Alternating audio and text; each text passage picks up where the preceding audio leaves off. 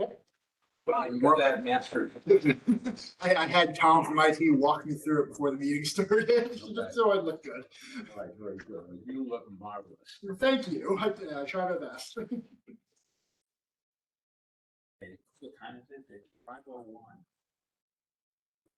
5:01. So, a number of topics to discuss tonight. Afternoon, just in order of priority, we'll do the leak. Mhm. And then we'll talk about the HVAC, Mhm. whatever our findings are on that. And Michael has got some updates for us on the shed idea and then the murals, which he's happy to explain to us. So we'll take those,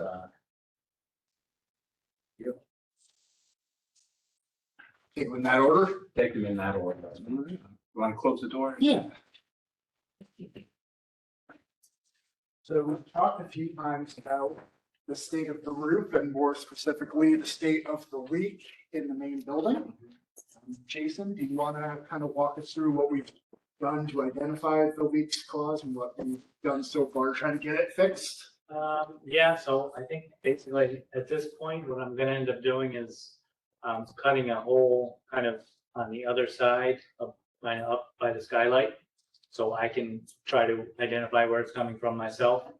I had Star Roofing here one time, this past summer. They tried to seal it, didn't know that was a fail. What did they do to try and seal it? I think they were thinking kind of like at the bottom of the skylight. They were thinking like the seal was bad or something. So they did try to seal that with some silicone, I guess. It didn't work, huh? It did not. No, from what I gather, when you go up there, there's also little weep holes, drain holes in the bottom that kind of get debris in them. So I've made sure those are all cleared. I actually put a couple additional ones. From what Dave said, it leaked the last time it rained, last week or whatever. So yeah, I reached out again to Star Roofing. They didn't call back. There was one other one, I forget their name, a while back. They never called back. And I reached out to those three contacts that you got from the town of Gilderland. Mhm. I'm still waiting for a response for them. It's extremely difficult getting people here to even look at it. Any idea why that is, or?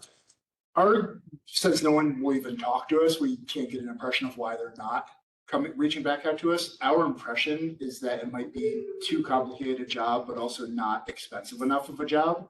So if it was a full roof replacement, we'd probably get more interest because it would be expensive. If it was less complicated, we might get more interest because it would be an easy job to do. Although, you see those companies that deal with like basement water leaks and stuff of that nature. You ever thought of like finding somebody like that? The restoration type companies. Yeah. Might be something that's more up their alley. We can. Skylights are a different breed, you know? Like if you have a skylight, there's a relation that's gonna leak at some point.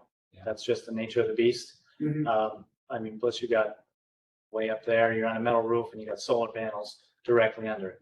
So it's extremely difficult to even, A metal roof with solar panels. Yep. Directly underneath the metal roof. Well, do you want to kind of talk through how the skylight's constructed? Because I think it's slightly Yeah. more complicated than I was expecting when we went up there. yeah, so you got that whole slope section is metal. And on top of the metal, you got the skylights, right? So then right below the skylights are solar panels.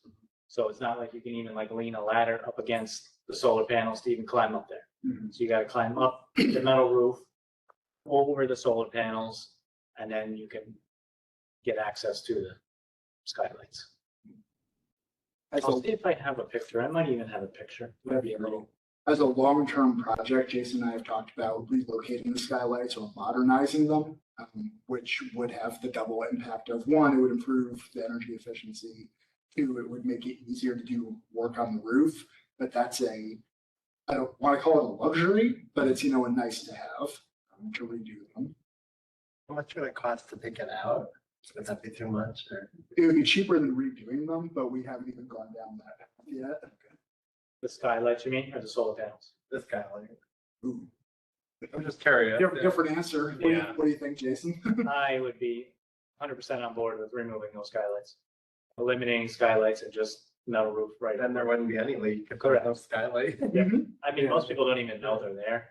They don't look up. Nobody looks up. You Yeah. don't notice things like that. And original design, there was dampers, electric dampers, which I assume was light-based Mhm. on some kind of photocell or something. So they did allow more light or less light depending on the light out. The wires are all cut up there and they're not functional. Sure. So, Yeah, in terms of this, I think the skylight has some aesthetic value, especially when the light hits the right way. It does bring natural light that shines alongside the study rooms. But again, we're talking about aesthetics versus function. If we want a functional, non-leaking roof, getting rid of it would solve that. If we want it to look nice, you can't see the skylights from the outside. It really just is the sunlight coming in. Has the water caused a lot of damage to stuff or? It has the potential to, if you notice directly underneath where the hole is, there's actually no shelving under it. So it impacts our ability to put shelving there. Okay. So nothing's been damaged because we moved everything, Okay. but potentially. Yeah, I was worried about like the books or, yeah. Exactly. so. Can't really see, but that's the metal roof under it. Yeah. That's the skylight. These are the solar panels that you have to climb up and over. Yeah. Kind of skate on top of them. Yeah, It's.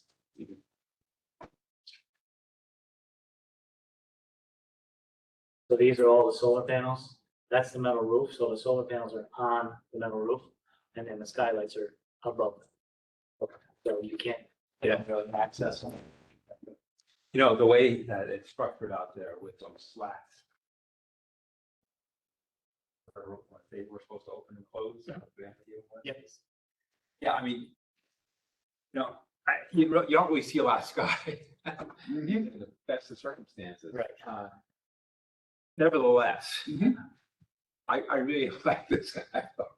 It was to me, especially in the old configuration of the library, I always just felt that was sort of like an uplifting place to walk into. And it was bright, it was high ceiling, and I just always felt it was at a degree of optimism. I think with the current color scheme of the library, take that lighting out of there, this place is going to become cavernous. And I'm not happy about it. That's my personal opinion, but it's cavernous. Maybe though, if you look at that, maybe you could put a roof on it and then make up for that slatted skylight with a different lighting combination that would reproduce something that is that type of effect. Because, I don't, like you said, most people, I don't think realize it. But if you take all the lighting out of there, people will, and all of a sudden it becomes a cave. Yep. People will realize it. Yep. And then they're going to want, the old back. Mhm. Everybody will want the old back as soon as what's there is gone. Even though no people don't probably don't talk about it, they do notice it. I mean, it is one of the more noticeable design features. Mhm. But it is not necessarily optically a skylight. It is a different light combination, and that could be, you could come up with another lighting configuration that reproduces that type of optical. I mean, or you could get like creative, you could have light and kind of function, do like some kind of solar system lighting effect up there or something, some kind of attraction that gets light, but also, you know what I mean? There's another attraction. And I think in light of our difficulty finding anybody to even look at doing repairs, I think the next step, especially if we're talking about what our other options are for how to light that space, is to either engage with the previous architect who has experience with the building and did do the skylights in the children's area, or engage with another architect if we weren't thrilled with the other firm. And they could subcontract the repairs while also giving us a recommendation for either improving the skylight or improving the lighting while taking it out. It makes the project bigger, but it gets two birds with one stone. It stops the leak and it solves that we're not using the skylight correctly. We might want to go with the new one, because I remember Leach saying like that the old architect was hard to deal with and wouldn't come and look at stuff or fix things, so Yeah, that was just her suggestion, yeah. yeah, Yeah. it's a big enough job that we don't have to go with the previous architect. We in fact probably would be well served putting out to bid and getting other firms in here. And I mean, to be honest, if one's leaking, the other one is going to leak at some point. And that one, same issue, I don't know if everyone's seen it, but in the children's area, the light is really noticeable because the roof is a little bit, the ceiling is a little bit closer to the floor. And if it starts leaking, there's a lot of collection under it. Jason, in your experience or estimation, in like if the new skylight was put in when the building was renovated, after about how many years do you start developing leaks, do you think? I mean, some of those skylights there, you know, maybe you might get 20-something years Mhm. before they might leak. In a best case scenario? We didn't have quite that, you know, skylights white like those, but even at the school I was at, it was, they leaked. Mhm. They're nice, but they're problem children. And it becomes, because we have solar panels up there, it becomes even more attractive as part of a grant. Where if we say like, not only are we fixing a cosmetic issue and a functional issue, we're also making the building more energy efficient, and suddenly it becomes a more appealing grant opportunity. What do you mean grant? What do you think? If we apply for a grant like through Upper Hudson to do renovation or repairs, that would be in next year's grant cycle. But when were the solar panels put up there? Jesus, 30 years ago. Yeah. Okay. Easily, because the building's first renovation was 1992. 30 years ago. 30 years ago. Yeah. They are still producing power. There's panels up there. You can read the power, but yeah, I'm sure they're just about the end of their. They still do work? I mean, They do. How do they work compared to, I mean, what, new stack? I couldn't tell you that. But in 30 years, it's probably quantum leaps forward in what they're. I'm sure the technology is, Yeah.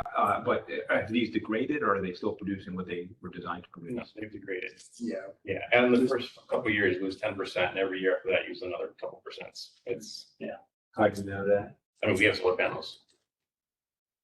and we can dig through our old paperwork and see what they were originally supposed to deliver, but I would bet against them still delivering it.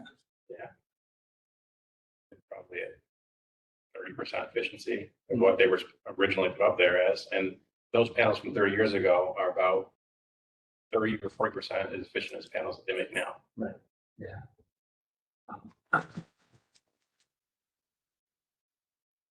So I think our next steps are, we'll keep trying to engage someone to do repairs in the short term, but it is a long-term Let's project. just try, some of those restoration companies. You want us to reach out to some of them? I think, no, we Okay. can handle that internally, and Jason's gonna take another look up there and see if it is something we can fix ourselves, which is always possible. Yeah, the problem is you gotta set up the lift right when it's raining. You can't do anything unless it's raining. I'm sorry, what's that? Well, you have to look obviously when it's actively raining, Right. because it's just a giant steel I-beam that runs down. So it's running down the whole beam.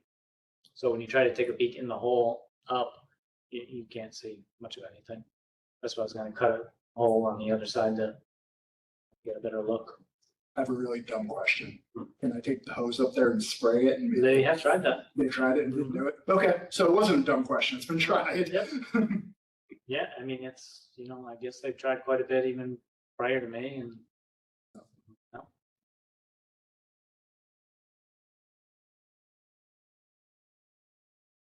So, if we do the roof, we gotta do the solar panels.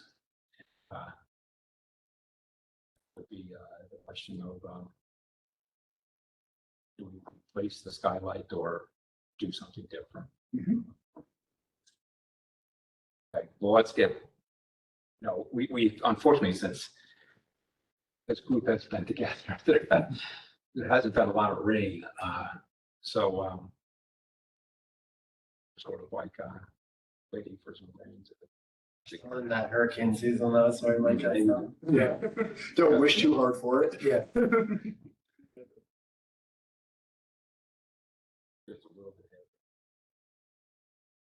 So next time we'll have a final update. I mean, is that what we're moving to on this? I think so. I think we'll have the final recommendation of either we reached out and got a hold of someone to do repairs or we didn't, and we've got to figure out our next step. I think by next meeting, we'll have a recommendation. I think you gotta start looking forward. Even if you get this one patched up, it's gonna be a Band-Aid. So I think now is the time to start taking the steps on planning for the next roof setup. If you just patched it, how long do you think that would last? I can't imagine long. Okay. Yeah, the last time when they came up and talked it was better for a couple of storms and then right back to the way it was. So who's gonna take who's gonna take the lead on putting together the steps for the roof solar panel? At least that's part of it. That would be me, yeah, to actually put together what it would look like. I haven't been here long enough to say how we do our bid process. I don't know if that's something the director oversees or if that's something the committee oversees. Like actually, How do we apply? Do we apply for the grant or do you? The library does as an entity, so I think that would be the director. Okay. Especially since we have board members who sit on the Upper Hudson board and actually evaluate the request Oh, yeah. for that, so. Corey does. Corey does, yep. Okay. So, yeah, we can't have her writing it too. No. But yeah, I'm, open to as involved as this committee wants to be. I'm open to that, as hands-off as you want Yeah, to be. no, I Yep. appreciate that, the management of the library basically takes the lead on Mhm.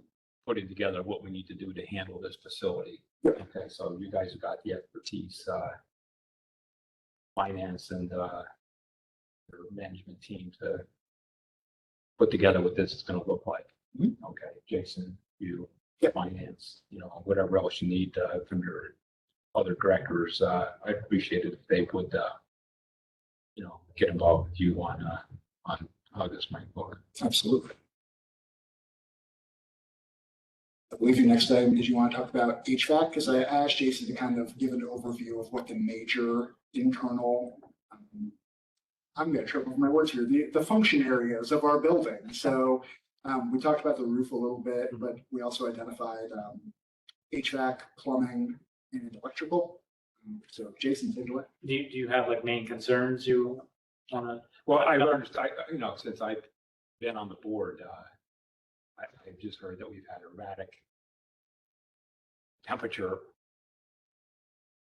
controls in various parts of the library. Some parts it's freezing cold, some parts it's very hot, some parts it's really stuffy. And it's, and overall people said, oh, the HVAC system here is old.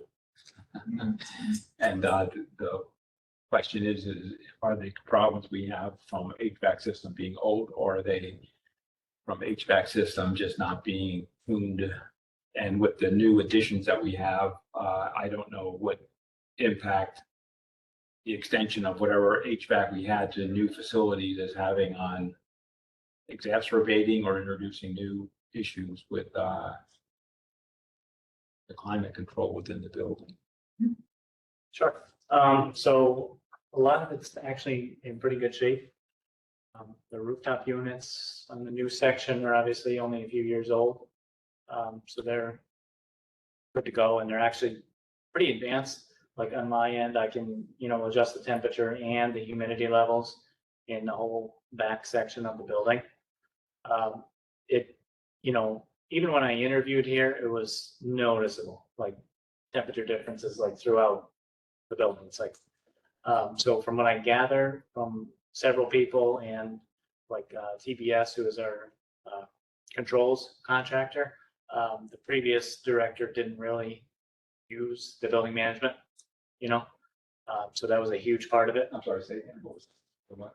The former or maintenance supervisor didn't really use the building management system. So What do you mean building management system? So I can go on the computer and I can control temperatures of every single space in the building. And some of the spaces like in the back, I can also control humidity levels, Mhm. but you actually have to go onto the computer and understand what you're doing. Mhm. And I don't think he had a good handle on that from what I gather. Mhm. So kind of to your point of tuning in, it's more of a tuning in process. So you think our existing system is functional? I do. Okay, and it just needs better tuning. Yeah, I mean, I think it's been pretty good this summer overall. It's been much more consistent and any adjustments we've had to make have been noticed immediately, Mhm. so.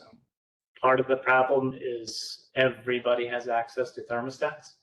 So I can set the temperatures on the building management system, but there's unlocked thermostats all throughout the building. Mhm. So if somebody's cold or hot, they just click it.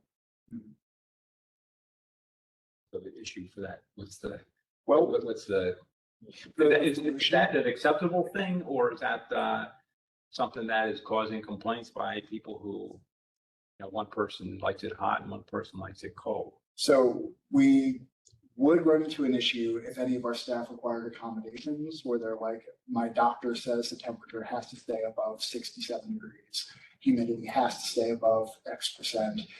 Then we would run into an issue and we would have to prevent people from adjusting them. If somebody's in an individual office, and Jason, correct me if I'm wrong, I don't see an issue if they change the temperature No, much. no, that's your own space. You know, But is that individual office controllable by your computer, or is that part of a broader thing that you set the controls on? basically my computer is the main, but they will override my settings, unfortunately. But, you know, is the office part of a broader, can you control that room by itself, or? For the most part, yeah, like this room's got its own controls. They There's, could just, the people just tell him, here's what I wanted that, and you can go and. And we did that recently for a staff member who had a health accommodation. We just changed the temperature and the humidity and told everyone leave it, you know, and yeah, so we can do that. So your message to people is leave the thermostats where they are unless they have an issue, come to you and, If somebody had an issue where they're like, it is freezing in a certain part of the building, they could talk to me or Jason and we would adjust that. so you've articulated this, it's sort of like a policy amongst the staff now that, Mhm. we have this control system. Don't touch the individual thermostats without, Without prior approval or talking to somebody about it, yeah, and certainly for the common areas and shared offices. and, Yep, nobody's come forward basically saying the settings that you have are. no complaints. And our humidity is within acceptable levels to maintain the books essentially. Yeah, would you hire a company to come do an evaluation of how to fix it? Is that how you would? Or how to change it, you know, upgrade it or whatever? Is that what? no, I don't think we need In any that upgrade, so you said like it needs like a fine tuning or whatever? Oh, we do that in. Yeah. Yeah, Oh, that, it just no. means we need to watch it, Oh, okay. which No, we weren't doing before. The previous supervisor really wasn't. Oh, wasn't watching. Sorry. Yeah, no, you're good. You're good. Yeah, no, we had a situation in the back actually. And what I try to do is like, I will bring people back to my computer and show them, here's what I'm seeing. Here's my settings. So when you guys, one of you people in your office touches the thermostat, I can't do anything about it. Mhm. So when you complain it's hot and I have it set here, that means somebody in your office. So there's only so much I can do. And that's when we had the conversation, that like, you shouldn't be touching a thermostat. Right.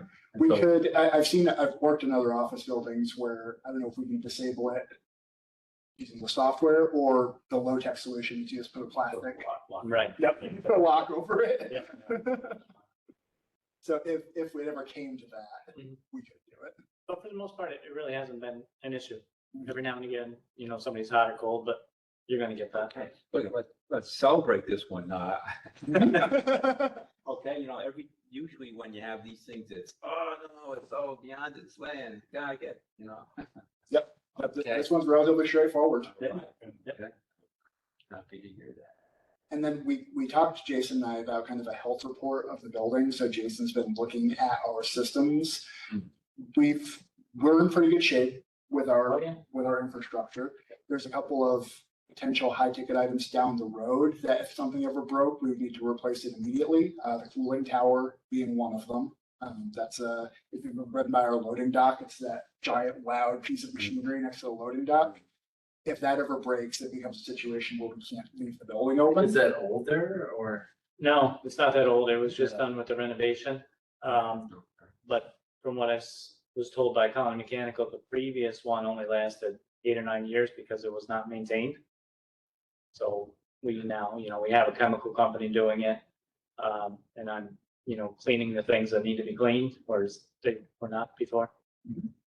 I hate to keep saying, bringing up, bad practices of the past, but it's just, Okay. No, I'm glad that you noticed it or addressing it and not just doing what they did. right, yep. I really appreciate your Yeah. insight on that, the work that you're doing. So we expect its lifespan to be longer than the previous cooling Oh, tower. yeah, yeah.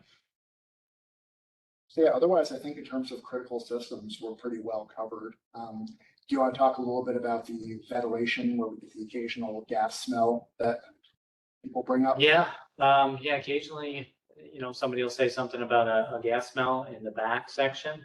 The new building, the children's area, the meeting rooms back there. Um, It was a major concern before Jason and I started. There were a bunch of incident reports of a gas leak and, Yeah. smell of gas, but we identified what we believe the issue is. And I don't think there was ever actually any gas, from what I gather. But I think the proximity and the rooftop units are relatively close to each other, and it wouldn't take much of a draft to pick up the exhaust from one and suck it up into the other one, which is kind of, I suspect, is what's happening. It's very erratic, when we get the complaints. Like the exhaust fans, which is what you're saying. The rooftop units, they're the ones that make the heat. They're up on the roof, but they're not far from each other. Yeah, I have no concept of any of this stuff, so I just sort of, picture would paint 1,000 words in terms of, being able to explain how. So well this is your roof, Yeah. and you have a rooftop here, Yeah. rooftop unit here. If this one is blowing exhaust, it's calling for heat, the wind is going this way. Yeah. The intake could be right here. Right. So it's gonna pick up the exhaust smell. It's not necessarily gas, it's not any danger, it's just, you got the exhaust. The exhaust that's coming out is like the air that's being pulled out of the facility. No, that's exhaust, it's natural gas fired. Oh, this is from the heating system. If they were spaced out more, would that help? Would that cost a lot? You really can't. You can't. No, that's kind of how it was designed, and they're usually right over the areas that they service in the building. Is there any barrier that could go off to deflect it or anything that could keep it from going into the other one? Not really, but what I did, I just ordered like a pre-filter for the outside where the intake is, and it's carbon. So it's supposed to eliminate some of that. So I'm gonna start with that. If not, there's also special filters, which are ridiculously expensive, that's my next step to try. And why do we have 2 of these things? There's 4, they're brand new. That's the heating for the whole children's area now. And where's the gas unit burning for that? They're all up on the roof. Oh, okay. So yeah, when the pilot kicks on, it actually starts the heat. That's all happening within the units. The heater's up there on a roof. Yep. And, So it's something that we've investigated and we took incredibly seriously because nobody likes to work with a gas smell. Nobody wants children around. yeah, I know exactly. But we've pretty much ruled out that it's not a leak. Yep. It's just a ventilation issue, which is better. And when was the last time people smelled that? 2 weeks ago, we had it Yeah. seems to happen when the season is changing and the heater kicks on for the first time. Hmm. So it happened once and then hasn't happened since. That would make sense. We kind of noticed anecdotally that it happens on chilly days. You get your first chilly day and the heat starts up. Is it also on is the heating different when we're closed versus when we're open? Yeah. So it starts closer to when we're open that they're actually turning on. Yeah, it goes into unoccupied mode. Is there some adjustment you could make on that, or that somebody could come in to make on it? Not really. For when the unoccupied mode or for just the ventilation? For when it does this, startup or something. Yeah, we're hopeful that the filters, because it's a scent issue, it's like I'm smelling gas. Mm. We're hopeful the filters will eliminate that. And you're gonna put filters in. That- Mhm. It's a theory because it's just so, erratic. There's no rhyme or reason, just one day and then a month later, maybe somebody will say something, but really makes it hard to diagnose and come to a solid conclusion. That's the next step, is the filters. You say they're expensive. The ones I got are not, Okay. but the next step, if these don't Okay. work, are. Right. Then you said plumbing, electrical, is there anything on those? Not really. They're things we're looking at because we kind of want a holistic view of what's our worst case scenario if any of our internal systems start breaking down. And the good news is we're in pretty good shape. Yeah, everything is, it's pretty solid here. Okay. The main section of the roof is, that'll have to be replaced coming up, and that roof, that's really the main things. Next big thing.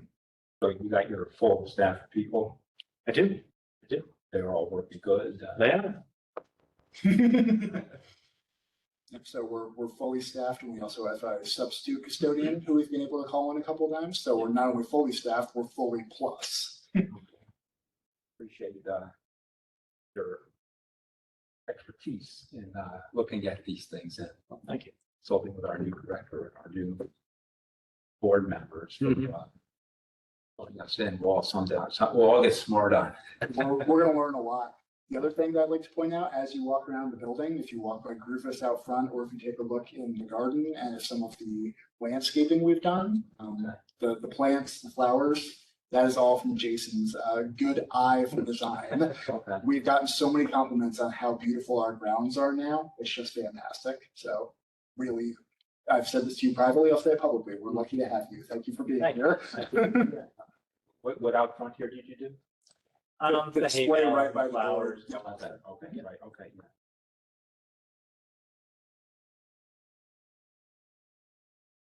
Yeah, I've been picking away at the mulch beds and things, but that's a project. Very good. They really let them go. I like the garland in the middle of the parking lot. That's it. All very subtle, nice touches. Okay, so Over to Michael. go to Michael. Slide it right on down. Yeah. Jason, I can hang out for this part just because I would love to have your input on some of these. Okay, so I did a lot of work with the book storage sheds. Is there any way to Get rid of that. get rid of that?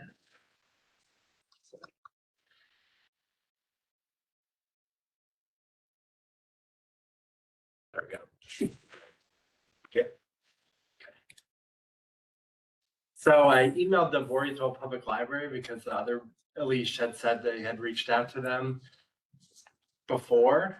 So they give us this company, which is the Classic Shed and Patio Company. So these are like the sheds that they bought it from. The problem with this website is they don't put prices on it. So it should give us a different website that has the prices, which was kind of weird. But it's in Colony, so it's not far away. So this is all the information for it. Then they give me this information here. They have 2 storage sheds, and I'll show you some pictures of them. They're really big. And, they're both owned by the library, but they had to spend a lot of money on the sheds, but then they had to excavate the ground and make it flat and able to fit the shed. And so just be aware that there is extra cost besides the shed. So it's going to cost quite a bit, probably. It's not going to be cheap unless the ground is flat enough and you don't have to level it or anything. So there could be extra costs there. So again, they didn't have it on that one website, but they have another website that gave a general idea for the prices. And the price of their sheds was $8,069 once for each one. So that's the shed, and then you have to pay for the cost of the site preparation if there is any. If there isn't any, you just buy the sheds and you set it up. But if there is, then you have to, so this was the site that had the Laura might be looking for you. this is the site that had like the prices. So some of them are on sale, and it depends on what size you want to get. You don't have to get a huge one. You can get a cheaper one, and you don't have to, you know, so that's just, So they actually have a program that's scheduled to be in here. I'm gonna can I relocate us to another room? Sure. Okay. Yeah.